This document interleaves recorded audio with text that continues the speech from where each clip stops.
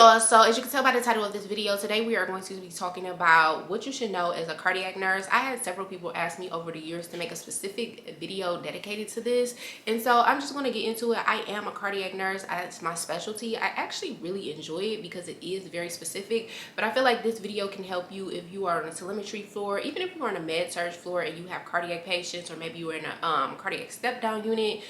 These are things that I feel like you should know as a cardiac nurse, so let's get into the video. So the first thing we're going to talk about is to know your diagnoses and the signs and symptoms that come with them. Usually with cardiac patients, typically they all present the same. All of the diagnoses present the same. It's not like a specialty like neuro, or I don't know, something else where you may have something but it's not presenting like what you think it would.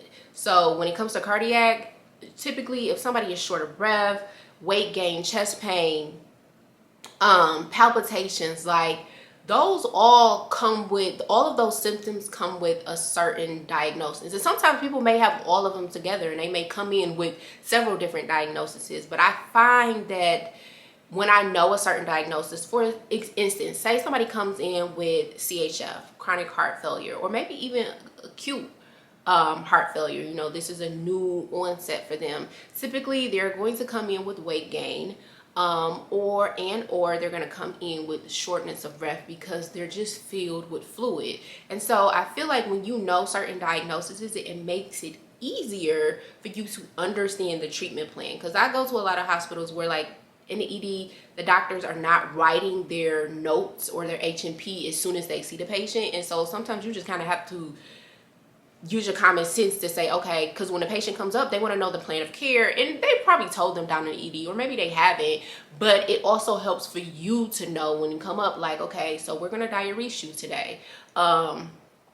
Because you have fluid overload. We need to get that fluid off of you. So what I would say is know your diagnoses and know the signs and symptoms that come with them, because sometimes people can develop them in the hospital as well. So a patient who may have palpitations, typically you have somebody monitoring the telemonitor, but say somebody didn't come in with palpitations and now all of a sudden they have them.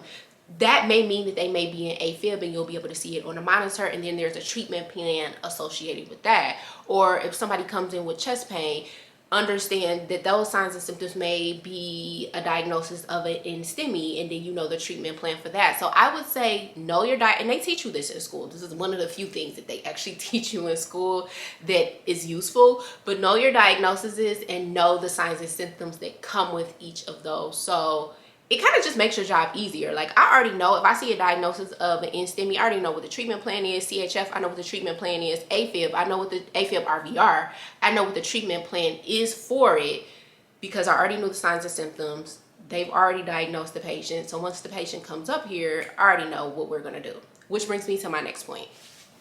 So once you know your diagnoses and your signs and symptoms, then you start to understand the treatment plans. Typically when we are dealing with cardiac patients, they honestly typically have the same type of treatment plans. And cardiac nurses who have been doing it longer than me, you can correct me if I'm wrong, or in the comments or whatever, but typically it just presents the same and you do the same thing. So for example, like I said, if you come in with CHF, I know that I'm going to diurese you. I'm either going to be giving you IV Lasix, or maybe they will put you on a Lasix drip. That is the most common treatment plan for somebody with CHF. If you come in with A-fib, AVR, I know you're going to be on some type of drip typically, especially if you have never had it before. I know that we'll probably do a cardio version if you have not converted. I work night shift, so typically they're not doing any emergency like cardio versions. Do they have emergency cardio versions? I don't know. But they're not going to do it at night. It's going to be something in the morning. So if you haven't converted by the morning, they're probably going to take you down to do a cardio version. They're going to place you on some type of medication, especially if you're still in RVR, to get your heart rate down and controlled. If you come in with the STEMI, 9 times out of 10, they're going to run your labs, look at your troponins. They're going to place you in a heparin drip. They'll probably take you down for maybe a left or right heart cath to see if you have any type of stenosis. Like, these are the treatment plans for these specific type of diagnoses. Stress tests and echoes and heart caths, these are all a part of cardiac diagnosis, a part of their healthcare plan. So once you know the diagnosis, you can kind of pinpoint what is going to be done with your patient, and then you can educate them as well, because if it's new for them, like, they're getting all of this information from the doctor and it can be overwhelming. So it's good for you to come in and kind of already know what's going on with them. And then also as a nurse, like, it just feels comforting to know, like, oh, I already know what orders are about to be placed. And some hospitals, like, you have to call, like, for somebody to come do an EKG, or you have to call for lab to come get this certain type of lab, the phlebotomist to come and get this certain type of lab. And if the order is not in, you can kind of call ahead of time so that the time is not passing on before maybe a doctor puts an order in or something like that. Or maybe the doctor forgot, and you could say, hey, you know, this patient came up with an STEMI, if they haven't already came up on heparin. Hey, do you want me to go ahead and place this heparin order? It just helps things flow when you already know what the treatment plan is going to be. So I would definitely say get very familiar with treatment plans, because typically on a cardiac unit, like I said, they are generally the same. Like, everybody gets treated the same. You might have somebody who is just, like I said, anomaly, and it's like maybe they are getting diuresis and they're actually not, the fluid is not coming off of them, and then they have to go to an alternative or figure something out. But typically if somebody come in with heart failure and a BNP is elevated, the first thing they're gonna do is put you on some type of diuretic, and we hope that by putting you on that diuretic, the fluid comes off of you, you feel better, and we resolve some of those problems, and then they probably send you home on a diuretic. But then you might have some people where they don't respond well to it. But that's the point that I'm making, is just know your plan of care for your patients based on whatever their diagnosis is. It just makes things easier, in my opinion. And then as time gets on, don't think you have to know these things like right off the bat. As time goes on, like, I didn't know this as a new nurse. Like, as a new nurse, all I was worried about was passing my medications and not killing patients. But as I got into it, the longer I did it, I was able to recognize, like, oh, okay, somebody who comes in with A-fib, maybe we're going to place them on a cardizem drip because they haven't converted yet. And we're trying to get their rate down lower, or we want them to convert over. Like, you just start to see the repetition of things, and then it becomes second nature. So don't feel like you have to know all of these things at once. It's impossible. With that being said, I think it's important for you to know your drips and also know your medications, obviously. Some drips you have to titrate, like after a certain amount of time that the patient has been on there. I want to say that's amiodarone. I haven't did amiodarone in a while. Don't quote me, but I think amiodarone is one of those that you have to titrate. And then there are some drips, depending on what hospital you are at, you cannot titrate. They don't want you titrating anything. So you need to be able to call the doctor and say, hey, can you put a new order in for this drip because it needs to be lower or it needs to go higher, like nitro or something like that. But I think it's very important that you know your drips and why we are using them. You know, if you are on a heparin drip, typically it's because you had an STEMI, or if you did not have an STEMI, maybe you were on an anticoagulant before and they need to bridge you over to do a procedure or something like that. Say you're going down, say you were on Berlanta and you need to go down for a cabbage, which is open heart. Well, they can't just take you down without doing like a washout. So they would place you on a heparin drip so they can wash out all of that Berlanta out of your system and then prepare you for your cabbage. So understand those type of things. Understand, like, if you're on a nitro drip, typically that is for a patient who is in constant chest pain. Like, instead of giving them something sublingual or the paste on their chest, they'll place them on a drip, and that can be titrated, but you also need to know the policies and procedures for your hospital, because like I said, some hospitals do not want you to titrate. They want you to go to the doctor and put in a new order. If you're on a cardizem drip, like, understand what that means. Also, with your drips, you need to watch out for your vital signs. There are certain drips that may lower blood pressure or also lower heart rate, and you need to be aware of that and paying attention to it. Like, know what drips those are. There are certain drips that can damage patients' veins, so be conscious of that, and just be making sure you're watching for certain things. And then also with medication, these are things that you are going to have to educate your patients on. The doctors may come in and say, you know, well, we're going to place you on metoprolol, or we're going to place you on an anticoagulant, but sometimes, like I said, it might go through one ear and not the other, because patients are dealing with so much information at one time. And so it's good for you to know, you know, these are blood pressure medications, these are medications to thin your blood, you know, these are medications that gets the fluid off of you. Like, know your medications. And that goes back to pharm again. typically most hospitals use the same type of medications, but you'll go to some hospitals that'll use medications that you typically don't hear of. But over time, you will get familiar with the drips and you will get familiar with the medications. Also with the medications too, understand there are certain medications, say for like Ticocin, usually they use that when somebody is like in A-fib and they're trying to convert them back.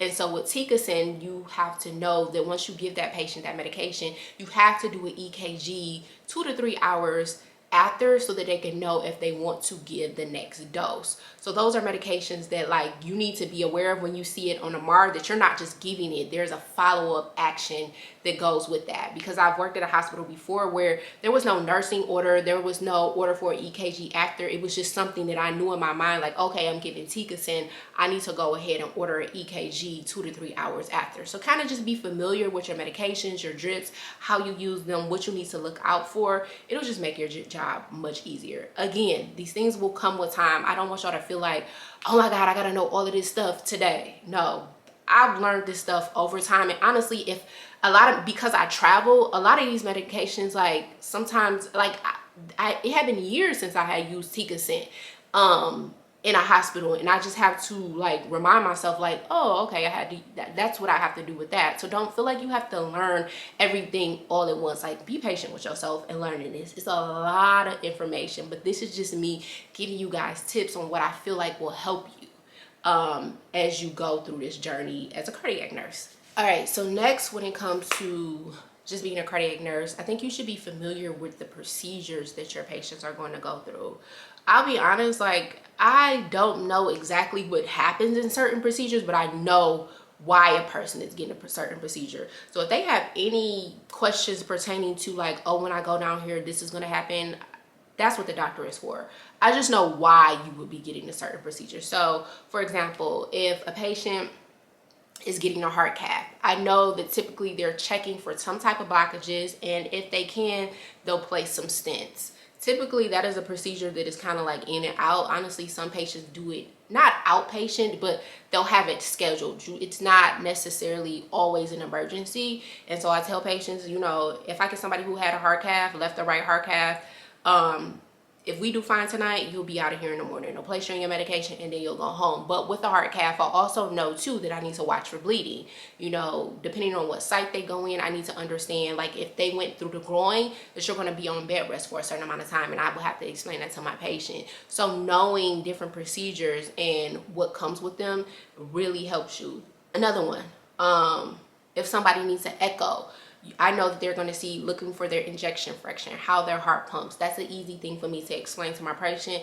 I want them to understand. I typically tell them, like, this is nothing that you have to go under anesthesia for. Some hospitals do it bedside, so it's not like a big procedure, because people can be nervous about the things that are going on with them, and it's nice for you to be able to say, you know, oh, this is just a small procedure, it's done bedside, you don't have to go under anesthesia. It typically takes maybe 30 to 45 minutes, and then they're out of there. A cabbage, if somebody comes in with a cabbage, that's a huge procedure, and some people may not know that, like, they're cracking your chest open.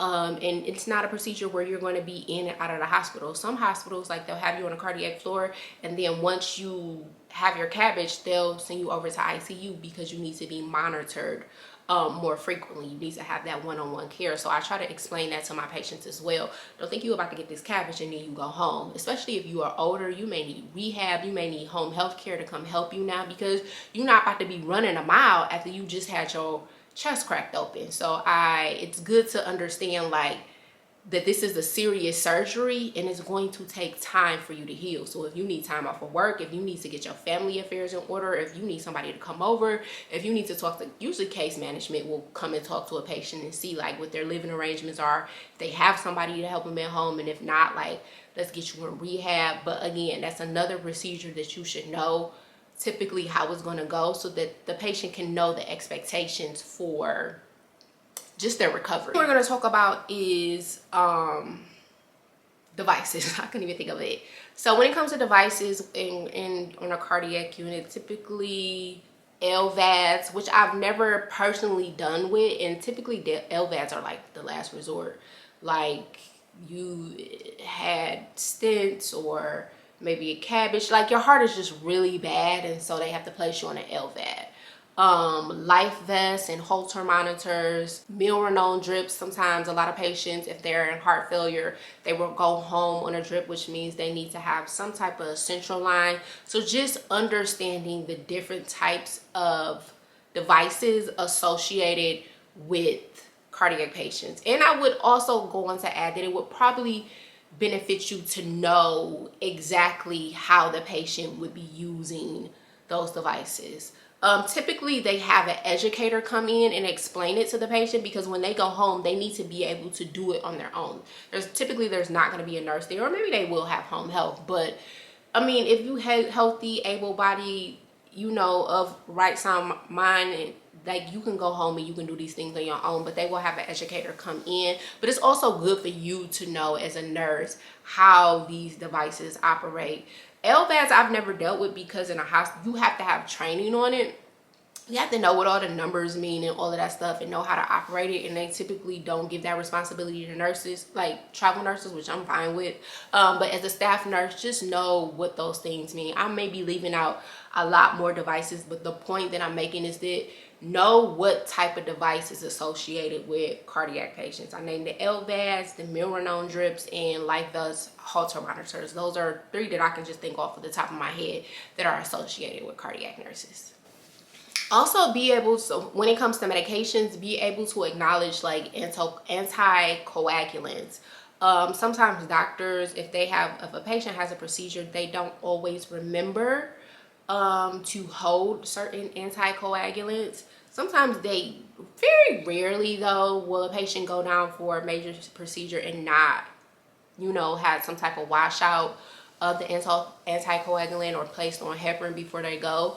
But being able to acknowledge those medications, like for example, I had a patient that was going down for a cabbage, and they didn't schedule the cabbage yet, but I knew eventually she would need to be off of her anticoagulant.